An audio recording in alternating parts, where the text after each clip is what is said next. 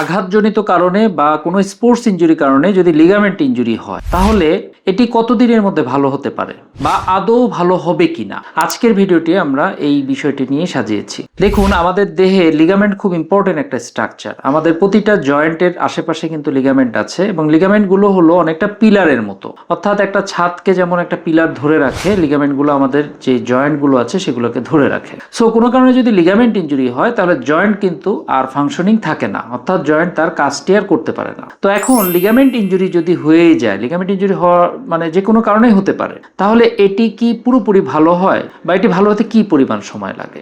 তো ligament injury তিন ধরনের হতে পারে। প্রথম হলো মাইল্ড ভ্যারাইটি, অর্থাৎ স্প্রেইন বলি যেটাকে আমরা, অর্থাৎ লিগামেন্টে জাস্ট আঘাত লাগছে কিন্তু লিগামেন্টের যে ছোট ছোট সুতার মতো ফাইবার আছে সেইগুলো ছিঁড়ে যায় নাই। তো এই ধরনের স্প্রেইন যদি হয় তাহলে আমরা যদি জয়েন্টটাকে রেস্টে রাখতে পারি, যে কোনো ফরম্যাটে হতে পারে, সেটা ব্রেস হতে পারে অথবা প্লাস্টার হতে পারে, তাহলে 2 থেকে 4 সপ্তাহের মধ্যে এটি কমপ্লিট রিকভারি হয়ে যায়। এবার আসেন এর থেকে একটু বেশি জটিল আঘাত, সেটি হলো ইনকমপ্লিট ইনজুরি, অর্থাৎ একটি লিগামেন্টের কিছু কিছু ফাইবার ছিঁড়ে গেছে, কিছু কিছু ফাইবার ঠিক আছে। এরকম ক্ষেত্রে এটা কিন্তু একটু জটিল ধরনের ইনজুরি। এটার ক্ষেত্রে শুধুমাত্র রেস্ট দিলেই হবে না, একই সাথে ফিজিওথেরাপি এবং রিহ্যাবিলিটেশন একটা প্রোটোকলের মধ্যে যদি সঠিকভাবে যাওয়া যায় তাহলে কিন্তু এটিও প্রায় 3 মাসের মধ্যে পুরোপুরি ভালো হওয়া সম্ভব। তবে কথা হলো, সব ধরনের ইনকমপ্লিট ইনজুরি যে পুরোপুরি রিকভার হবে এটিও কিন্তু সঠিক না। এক্ষেত্রে পিআরপি লাগতে পারে, অনেক সময় সার্জারিও লাগে। এবার আসেন সর্বশেষ যেটি ভ্যারাইটি, সেটি হলো কমপ্লিট লিগামেন্ট ইনজুরি।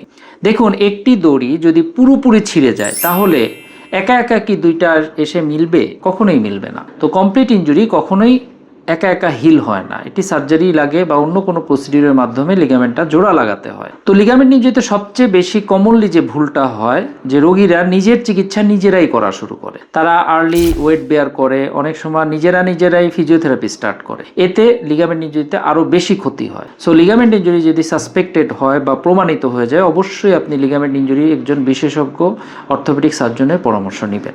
আপনার একটি ভুলের কারণে লিগামেন্ট ইনজুরির জন্য আপনাকে আজীবন ভুগতে হতে পারে। তো সবাই ভালো থাকবেন এবং কোনো প্রশ্ন থাকলে আমাদের কমেন্ট বক্সে জানাবেন। ধন্যবাদ সবাইকে।